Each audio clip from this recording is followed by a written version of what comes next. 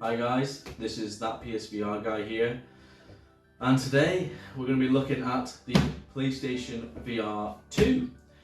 This is one day after launch. I had the courtesy of playing it yesterday. It came on time, so I've already had a hands-on experience of it.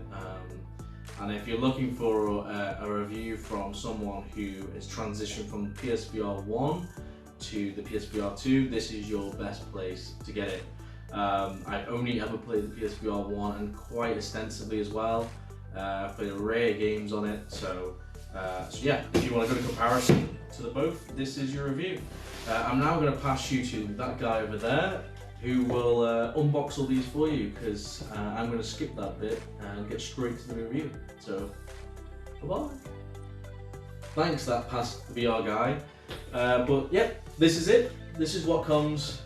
And when I say this is it, this is it. And if you had a PSVR 1 before, you'll know what I mean when I say this is it.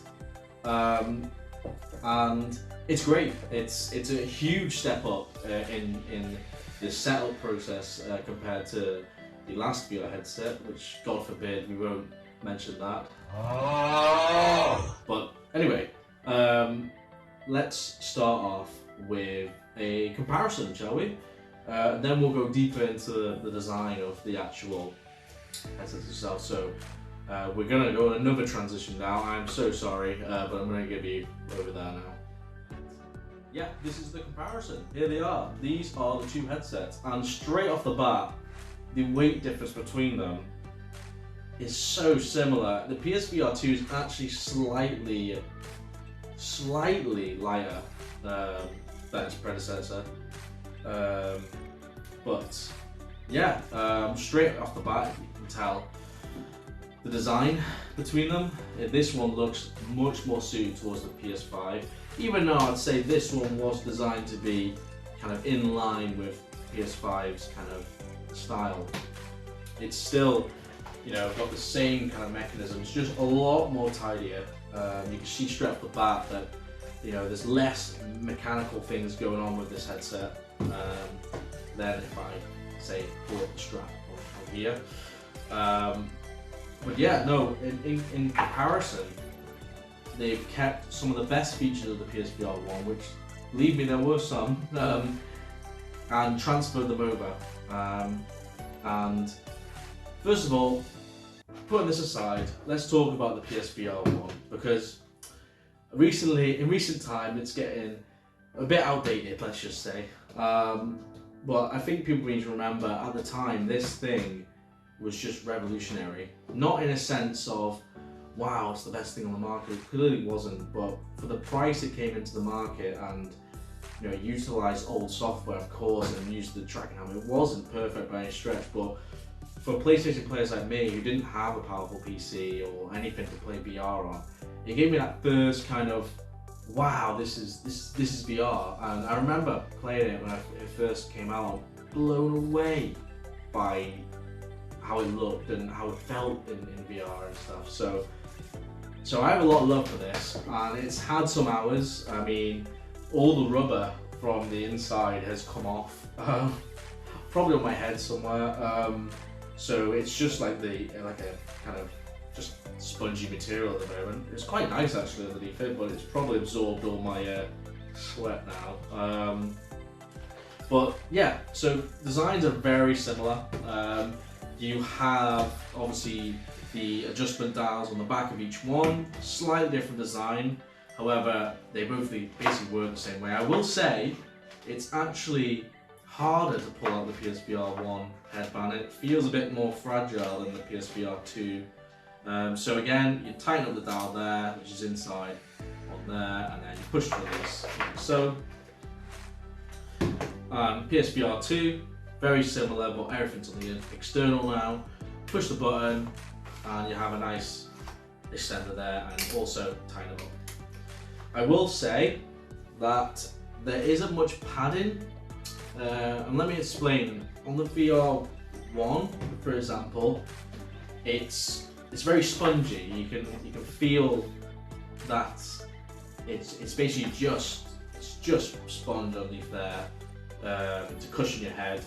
But on the PSVR 2, if you push down here, it actually feels like hard plastic. You can actually feel it's strange. It's like little bubbles or bubble pads underneath, rather than sponge, which I find interesting. It may be to do with the haptic feedback this headset has, which we'll go into more depth later on. But it's still very interesting, and at the front as well, instead of going for the sponge approach, it's like bubbles. It's really hard to explain. But regardless, it's still just as comfy. If anything, it grips on even tighter. It may be the reason they went with this kind of silicone pad on the front, or rubber pad, or I don't know what material it is why, because it did peel off the sponge before on the previous design. So that may be something why that's happened. As for design differences, well, we have them both together. The light blockers have completely changed. So before you just had these kind of flaps here on the PSVR 1. Although they were okay, they didn't really block out much light. However, on the PSVR 2, you have this like accordion design here that kind of adjusts to your face. I don't know if you can see it that well there, but it's brilliant for blocking out light. As soon as I put this headset on it, it was pitch black. So really nice design on this. You can also take it off if you want to clean it. So there's one thing I can say about this headset: they have thought about everything, and it's just fantastic. So again, I'm gonna talk about comparisons here and then go into the extra features on the PSVR 2, but because there are quite a handy amount of features on it that are new. I'm already getting rubber all over the table from this one. So to adjust the headset on the last one, it was all the adjustment setting you had was up and down, and we talked about the headband, and that was it. You really had to kind of move it around on your head, but the button was situated underneath there, and that brings me on to the PSVR 2. So the PSVR 2 has the button located at the top. Again, slide it in and out just like that, but it's not the only way you can adjust it.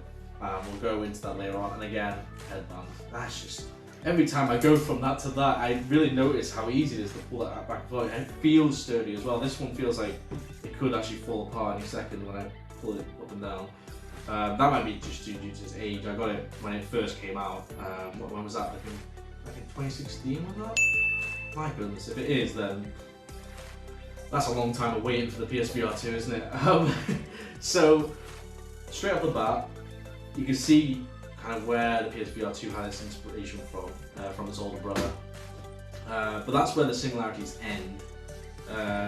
But while we're on the touch topics of comparing, let's just put these to the side and talk about the controllers. These have had the biggest difference, and if you can't see it straight away, then, you know, I'm surprised you even managed to watch this video. So, differences. Again, I do have some love for the Move controllers. Obviously, they were PS3 tech.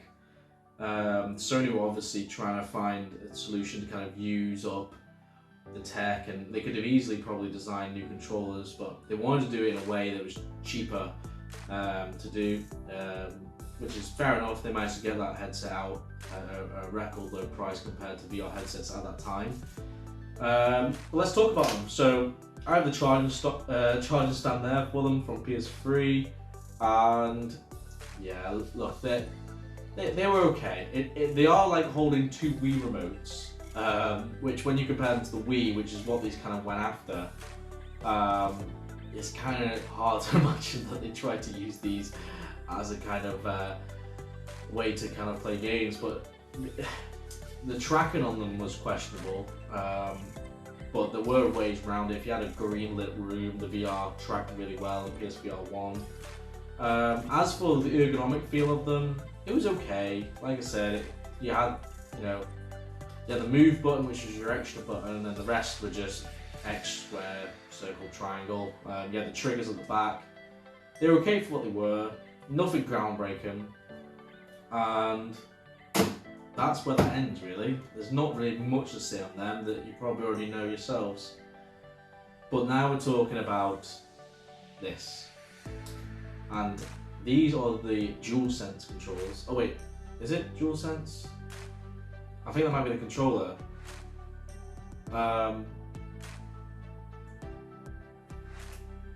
Sorry for that bad transition, but I had to double check. It is the Sense controllers. But yeah, what a step up. I decided to get the charging station. I know there's other ones on the market, but I just love the look of this. I know a lot of people have been getting the ones with the actual headset rest on it as well, but I don't think it needs to be in it, to be honest. I normally put my VR2 away in a case rather than have a display because it's dusty. So that's just your preference on what you want to do. But yeah, these controllers are great. Let's first of all pick them up. So first off the bat, when you first get them, they come with just a USB-C port here, which you can then charge them up. However, if you get the charging station, you get these little USB attachments you put in there that magnetically kind of fit in there and charge them up. So really nice. But yeah, no, these feel great. Obviously, compared to the the original, these are honestly amazing. It does feel like you're kind of holding a PS5 controller in your hands, and if you have, they do feel really nice. The haptics in these are great as well, great addition. The triggers as well, great addition. They have the feedback, force feedback in the triggers, so when you're firing a gun or something, it's great. Yeah, it's just, again, fantastic stuff there. I'm confused now because I'm backwards to how I normally put them on. But yeah, nothing to complain about them whatsoever, and I just love the look of that stand. It just makes it look like some kind of alien technology. I love it. So let's now pass you again to my friend over there. We're going to look a bit deeper on the PlayStation VR. So let's talk about the main differences with this PSVR 2. Straight off the bat, let's talk about the most obvious thing. 4 cameras at the front, no tracking camera required. I know, praise the Lord, it's gone. So this VR headset can do 360 tracking, which is amazing. I really push it to its limits. When I say 360 tracking, of course the PSVR 1 had 360 tracking, but 1, not to the extent of this, and 2, you couldn't do it with the Move controllers. If you turn around with the Move controllers, the camera can't track anymore, and your hands just kind of like, wow. So yeah, this one, full 360 tracking with the controllers.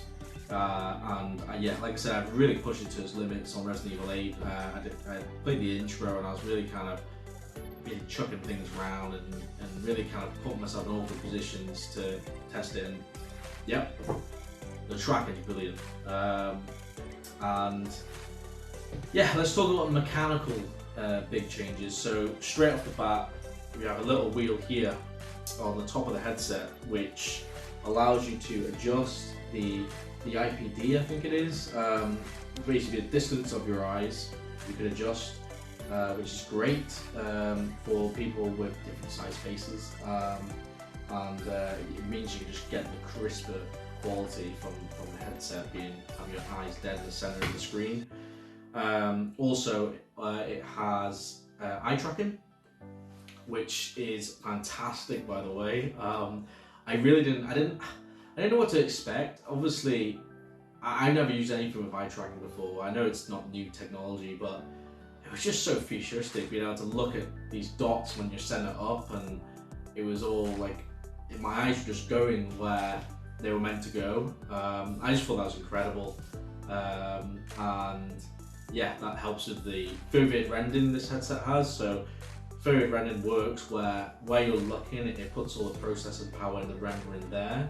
So it doesn't render the whole screen, just gives a bit more flexibility on power. that the console can give towards the VR headset and for certain games. So very good news, very clever tech. And yeah, it also allows you to select things with your eyes, which is bizarre. As for that, we have some buttons in the mic underneath. The mic is situated here, here. You have the power button there, which gives you, oh, that's something to mention. The headset has haptic feedback in the back and in the front. I'm pretty sure it's in the back as well. I'm pretty sure I felt it all around. Anyway, if it doesn't, it felt like it was all around my head, which is great. I've already experienced it in like Gran Turismo when you hit a wall or something, but the most use of it was definitely in Resident Evil 8. When you fired like a shotgun or a sniper, something big, it would kick back the headset because you obviously have it right into your face. And it did actually feel like the guns had a bit of kick to them. It was a really weird sensation.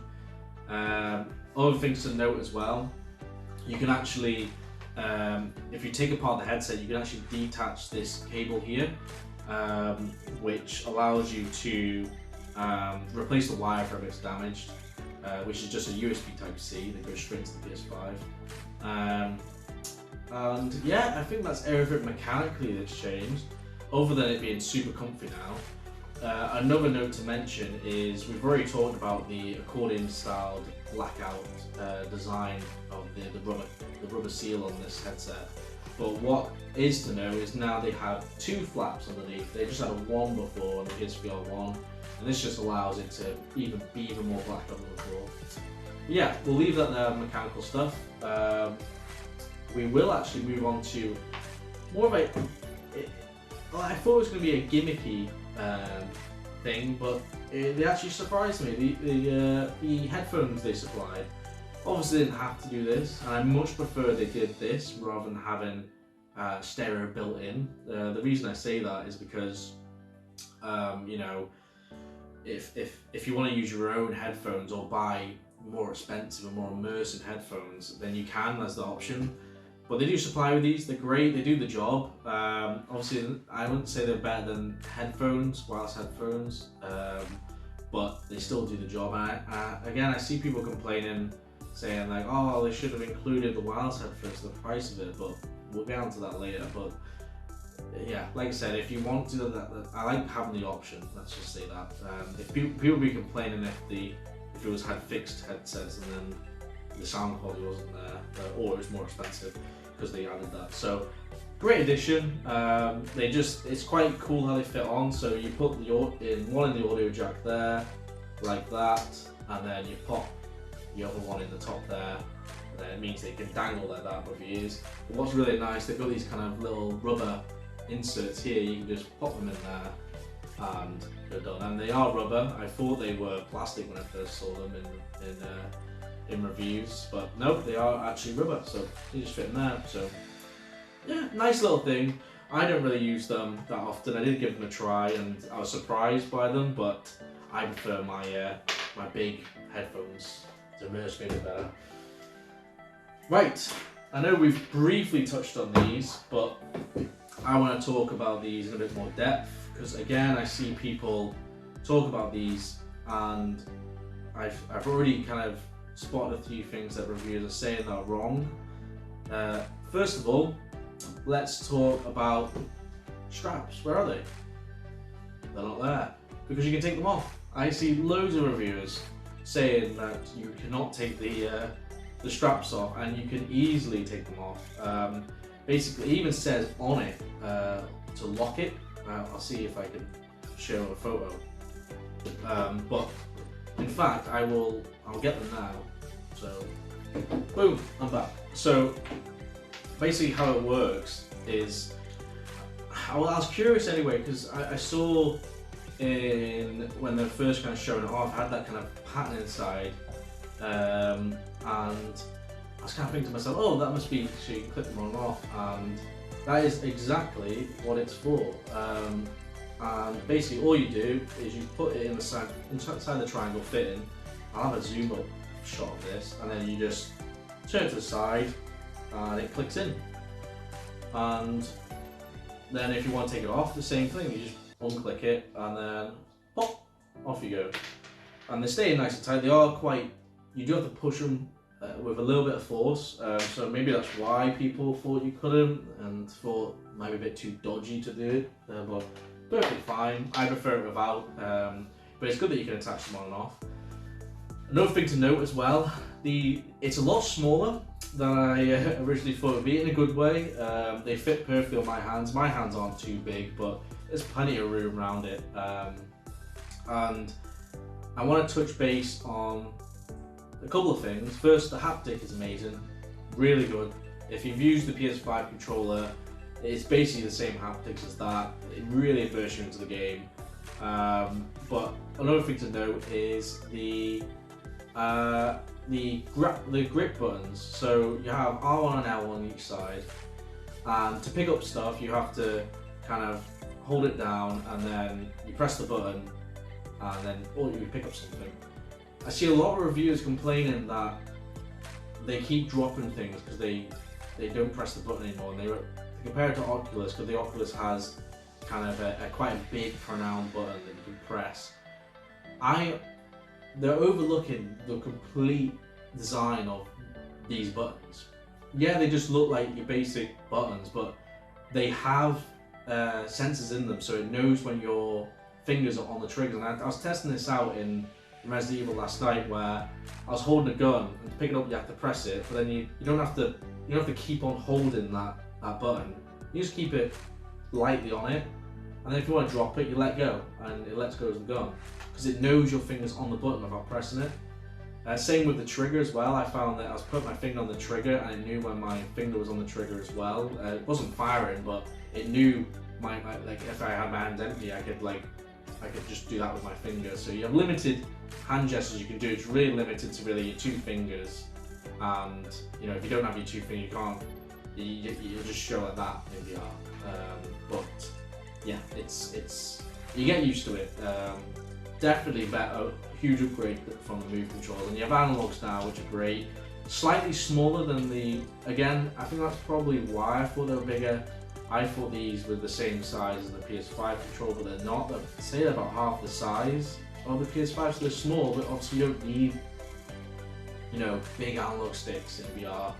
You're not looking for accuracy to aim or anything. You're using your hands for that. And like I said, the tracking is brilliant on them. They were so smooth, no juttering about or anything like that. You'd have such a surprise going from PSVR 1 like I did to these, because yeah, the tracking on them is brilliant. But I think that's all I have to say for that.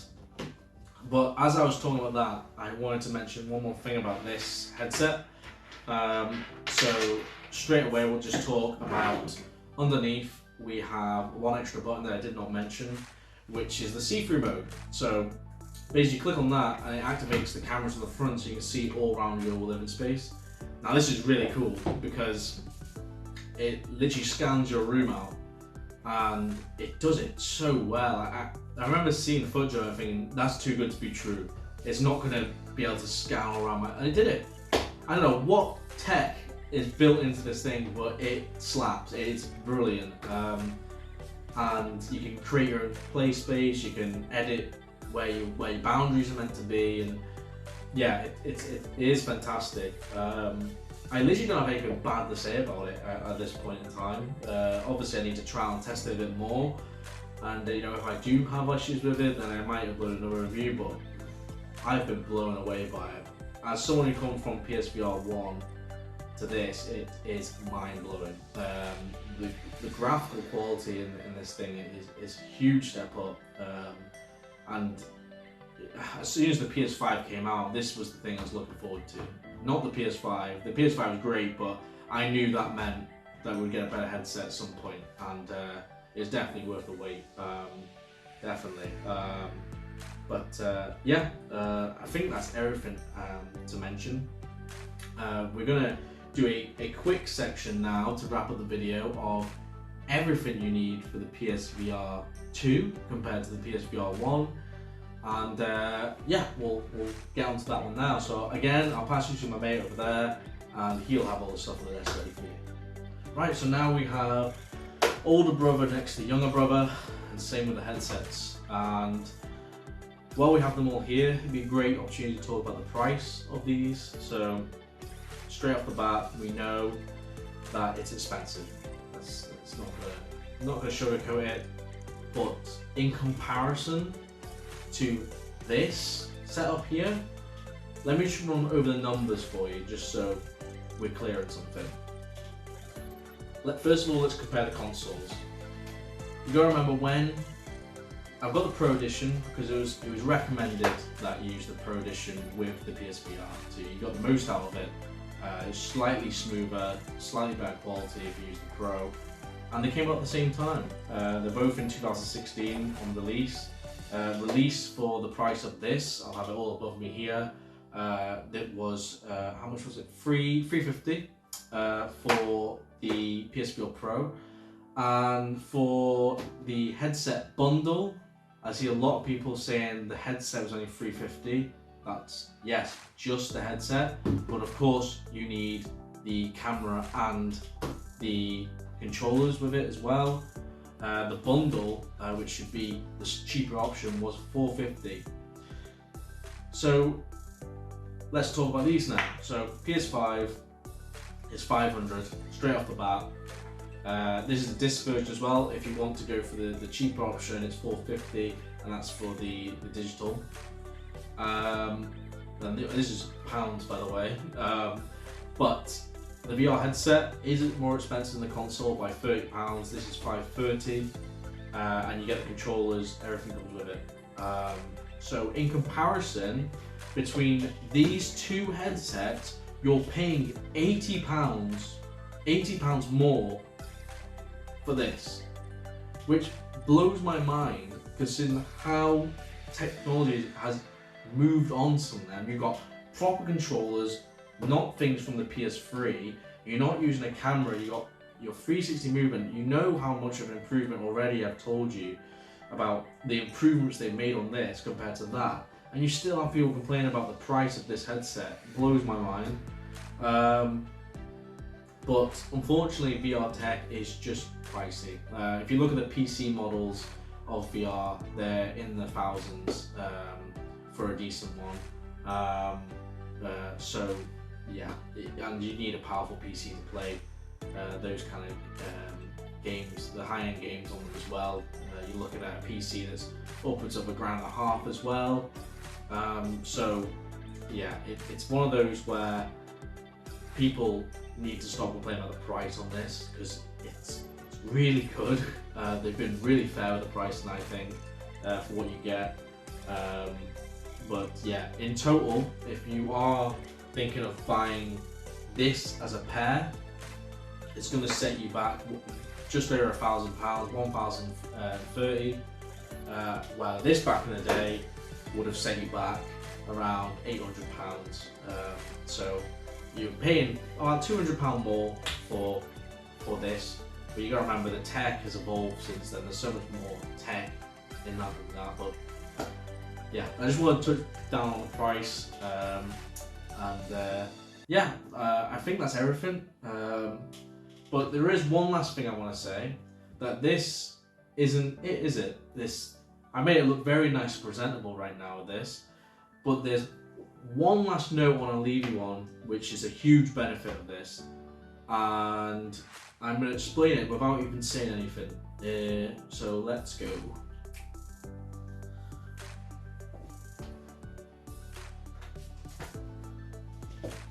Done. Thank you for watching, guys, and if you could support the channel by giving a like and subscribing, that would be amazing. And yeah, I'll have a video up soon comparing the both actual in-game play, so look forward to that. But yeah, thank you very much. Catch you in a bit.